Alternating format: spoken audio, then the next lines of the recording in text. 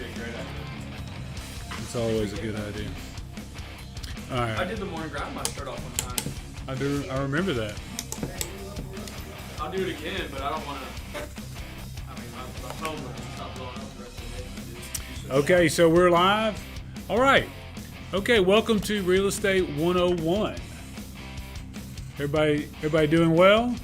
Y'all are graduates. Y'all are not in the 101 class anymore. But for all the people that are out there that are watching the show and they want to know what's going on with some of the basic concepts of real estate, where the market is in general, that's what this show is for. So a couple of things that we're going to get into today. I want to talk a little bit about how you can, I'm going to give you like a little bit of a tip for being able to quickly get some idea of what your payments may look like if you're out there looking to buy a house and you're thinking about calling Josh or Allie or Steve and getting some information about a house. You can kind of start to figure that out a little bit. Then we're going to talk about absorption rate, and then we're going to talk about finding a win-win. Okay, so a lot of our negotiating that we do in real estate is designed to try to get to a win-win. That's what we always want to get to. If you have a seller that's selling and they're not feeling like they're getting the price that they're looking for, that's going to be a problem getting the deal closed. If you have a buyer that's constantly feeling like they're overpaying for what they're buying, that's going to be a problem, and it's going to give you a tough time getting the transaction closed. So we want to talk about that. But let's start out. If you're out there and let's say you're renting right now, what are our, and we'll just kind of take Rutherford County, Murfreesboro. What are people paying for rent right now? What if you were to just peg a number out there and say that's what rents are right now? $2 grand. One bedroom? I looked at the stats last week, and for a 3-bedroom, the average is like $2,300. Wow, statistical research like that. I like that. You've been teaching this boy well. I like that. And now, what were you thinking, Steve? If you were doing maybe a 1-bedroom, what's the lowest? One bedroom is, I think, 17 to 1,800 right over on that by the avenue. All right, so basically we're in 17 to 2,300, so peg that average at about $2,000 a month. I think when Ben Livingston at 5 Star Property Management does the rental figures, he just did the ones for last month, and they were showing, I think, a $2,088 a month, something like that. Now, the interesting thing about rent prices right now is they're changing. What direction do you think they're going? They're going down. We got 2 ups. I think they're going up. We got 3 ups. Van? Down. All right. The downs carry the day. Rent prices are going down. I'll be a son of a bitch. That's what we. Interesting statistic, isn't it? That's what we say, Josh. Was that? The gross rents that people pay in the area typically, I think Ben said it's in March it was about $2,088 a month. In June, I think it got down to about $2,042 a month, and now it's just a little over $2,000. So what does that really mean? Well, it means a couple things. One, there's a little more competition for rental, and that may be because interest rates have been up, and it's keeping the prices or the absorption rate down for buyers. But at the same time, you would think that would push rent prices up, right? So if we have mortgage rates that are going up, and we have buyers who are pausing a little bit until they can get the house that they're looking for the price that they're looking for, why would that make rent prices go down? It seems like in the dynamics of supply and demand, if you have more people looking to rent, then rent prices should be doing what? Going up, yeah. Right. So what are the real estate factors in our market that would make rent prices go down while there seems to be more demand for rent prices? I'm stumped. I would say maybe less vacancy, so they don't have to charge as much because they're getting what they should, since there's not as many open rentals. That'd be my guess. Okay, that's not a bad guess. Any guess? My guess just would be the fact that rates are high. Because on paper you would think that people aren't buying houses, so they're having to rent. You would think rent prices would be going up, right? Right. Yeah. Okay. So let me ask you this: what was that, Van? They want to strike while the iron's hot and get them locked into a lease. Okay. So let me ask you this: if there are fewer houses on the market because of lower inventory. I mean, it's not because of, it's just a fact, right? There's fewer houses on the market, the inventory is lower. Then what impact is that having on rent prices? Apparently we're going down. Well, right, but why are there fewer houses on the market? More people are renting. Hmm? Not a lot of people want to get rid of the interest rate that they have on their house. Okay. Now, how many people do you think in the last 5 years? Now, again, this is Real Estate 101, Wednesday afternoon. My show, I'm giving my opinion. You may disagree, but I can tell you what I see and what I think. In my opinion. Exactly. How many people in the last 5 years do you think have ended up with rental properties that never started out wanting to get rental properties? Well, how many people own rental properties now that didn't really want to? Right. Now, I would say probably 50%. Okay, now see, we know a lot of, we deal with and know a lot of Austin Kepleys and David Criswells, and we know a lot of these people. That's their intention. That's their intention, right? That's what they do. But I would contend that there are a lot of people out there who have rental properties now because of the very reason why inventory is low, right? So it goes something like this. Joe and Jane buy 123 Lucky Lane 5 years ago. And they're going along, that's their first home, so on and so forth. Somewhere in the next couple of years, they refinance, interest rates, or the pandemic hits, interest rates go down. They end up locking in at a 3% on 123 Lucky Lane, their starter house, right? Well, rates are still good. They run into Josh Harrell, and Josh is like, hey, you can go buy a new house over here, upgrade, get more space, rates are still super low. You're going to have almost the same payment as you did when you bought that house. Right, yeah. Oh, okay, great. Well, man, that's a little more house than we were looking to get, but it's such a great deal. It's hard for me to not see where that's going to be a good win for us. What could we sell our house for? Well, now you bought that house, 123 Lucky Lane. You're looking to move to 456 Lucky Lane. You got $200,000 in equity, and the payment's still super cheap, and people can't find anywhere to live, and they think, all right, well, let's just keep that as a rental. Can I qualify and keep that as a rental? And now all of a sudden I don't have to give up my equity. The rates are still so low that I get a super cheap payment on my new house.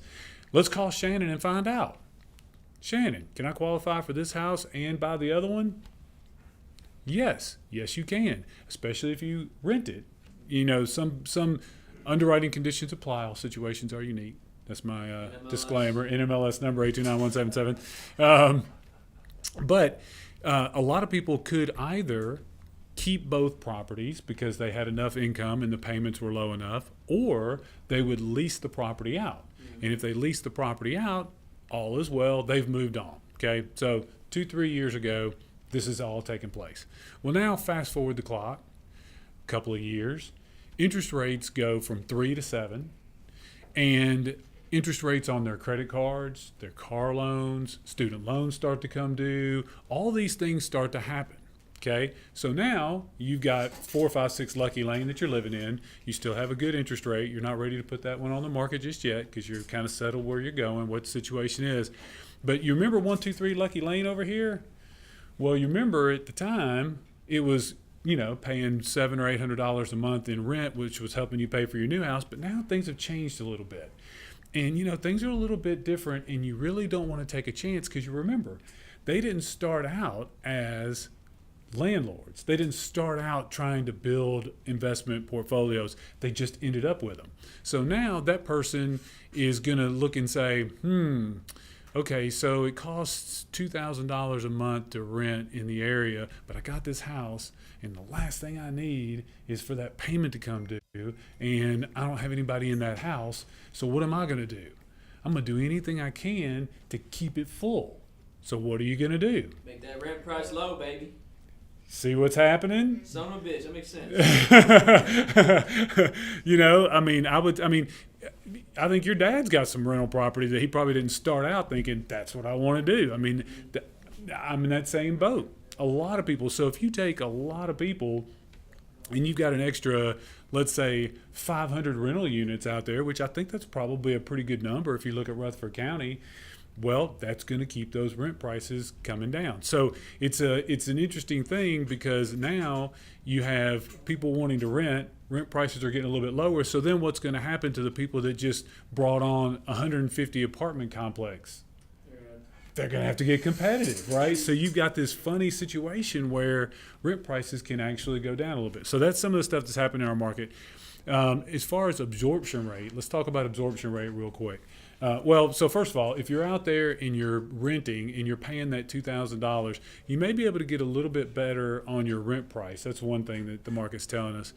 But the other thing that's telling us is the other thing it points to is what can you make as far as a mortgage payment is concerned. So qualifying aside, I also feel like, and again, it's my show, so I'm going to give my opinion. I don't think the interest rate is the biggest driver of what people do with their housing choices. Because really, the rate could be 15 or it could be 1. It doesn't matter. What really drives a person's housing choice is what? Price of the house. No. Monthly payment, but go a little bit deeper.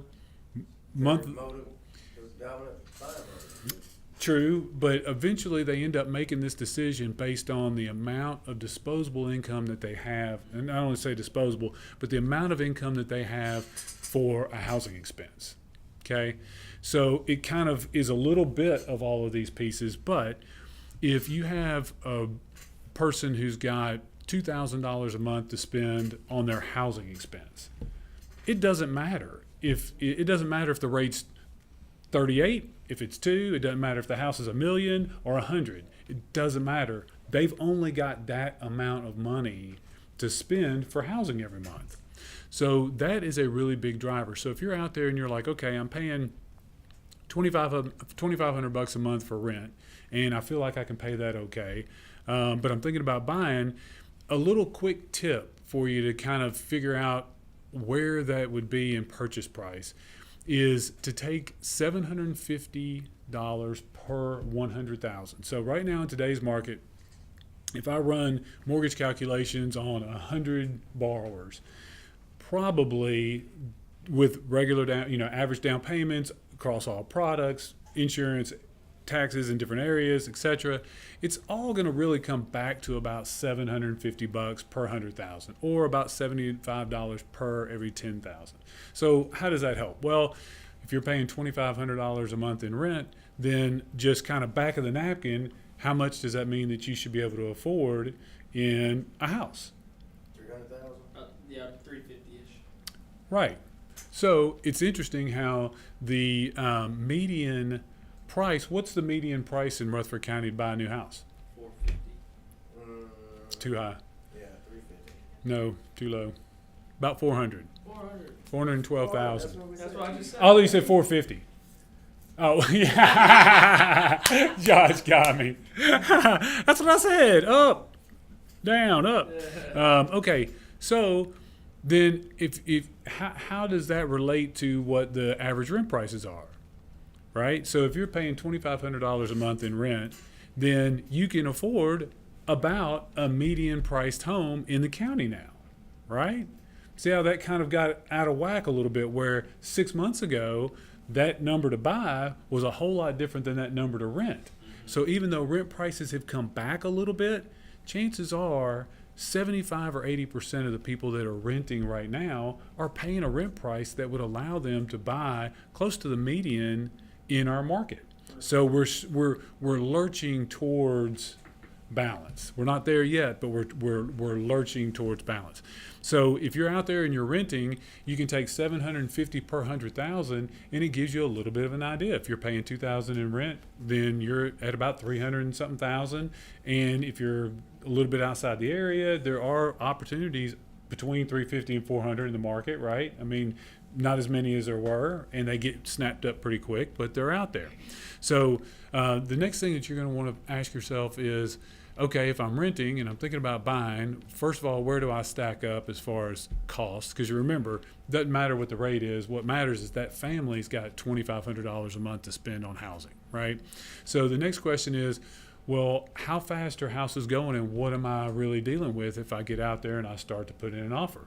So in that $400,000 price range, how fast are homes going in our market? $400,000 price Yeah, range. and let's take Rutherford County, but let's Murfreesboro, but let's move it out a little bit into the county. I'd say 14 days. 14 days, meaning if you listed a property right now for 400,000, you would expect to have it under contract in 14 days. Roughly, right. All right. Yeah, I would agree. Multiple offers maybe on that at 400 if it's a super clean property, or I mean, it all depends on where you price it with the house. If it's a really nice house, that's maybe like in reality a 425 house, and you put it at 400, less. Gotcha. But I'd say if it's priced right, priced on market average, it'd probably be 2 weeks. Probably 2 weeks to get a good offer. Okay, so here's another thing that's interesting about our market right now. So if that's the case, then you would think you would have multiple offers. But does anyone know currently what the absorption rate is in Rutherford County? 2.3. Too high. No idea. 1.9. Close. I like your thinking though. If he's high at 2.3, you're like, I got to come in about 1.9. I like it. It's 1.68. What does that mean? That's 1.68 months. So that means if you put a property, that means if we didn't put any new properties on the market right now, it would take 1.68 months or about 6 weeks to sell all of the available That's inventory. crazy. We'd be out of houses in 6 weeks, right? Weird. Yeah, that's So now, does that also though make sense with listing a property at 400,000 and it being 14 days to get that under contract? No, not I mean, at all. it kind of those two things don't really kind of. It's like, how does that live right there, right? How does that happen? And I think part of it is that the numbers, you have to pay attention to those to make sure that they're accurate, and they kind of move around a little bit. But I think what it's meaning is that there's fewer buyers out there because the rent prices are going down a little bit. But for qualified buyers, there's good opportunities at a median price. So I think there's also a lot of people out there that are discounting themselves because they hear, oh, rates are way high. Oh, affordability is beyond my reach, so on and so forth. Is it different than it was? Absolutely. Is it the right time for everybody to buy? No, it is not. But if you are looking to buy, and you're renting, then the option is there for you to get a reasonable property. You just have to look for them, get with an agent that you can trust, and find those properties. I've noticed that the market punishes bad properties right now. If you have would you agree with that? When you're out there, if you have a bad property, because people aren't just buying anything, right? But the good properties, they go pretty quick. So the absorption rate now is at about 1.68 months. And so the properties are going to go pretty quick. I think the new construction probably factors into that some, but I don't think they show up on the numbers when they're spec houses as much as when they actually get under contract and close. So that may move the number a little bit. But most people would say, and this is something else that's interesting, most people would say that a 1.68 months absorption rate would heavily favor who in the market? Who in the market's going to benefit typically from seller, right? Because basically what that's saying is that sellers are in control. So typically, and if you talk to John Jones, broker, John Jones Real Estate, he would tell you, and a lot of people would tell you for a long time, that they kept about a 4 to 6 months absorption rate on properties as a balanced market. I would contend that now, to get to a balanced market, that's more like 2 months of inventory. And the reason I believe that is because the ability to move capital in our real estate market now is way different than it used to be. So they started establishing these absorption rates when people would go through books. Could you imagine if you had to go and find properties for people and you got an actual book? When I first got started and you asked John, you like flip through this printed book of what was available. Is that not crazy? Mortgages. We used to do mortgages and they'd have to take them in triplicate, right? I mean, it's like on a typewriter. It's a whole different ballgame now. Technology has made it so that all these things move so much faster.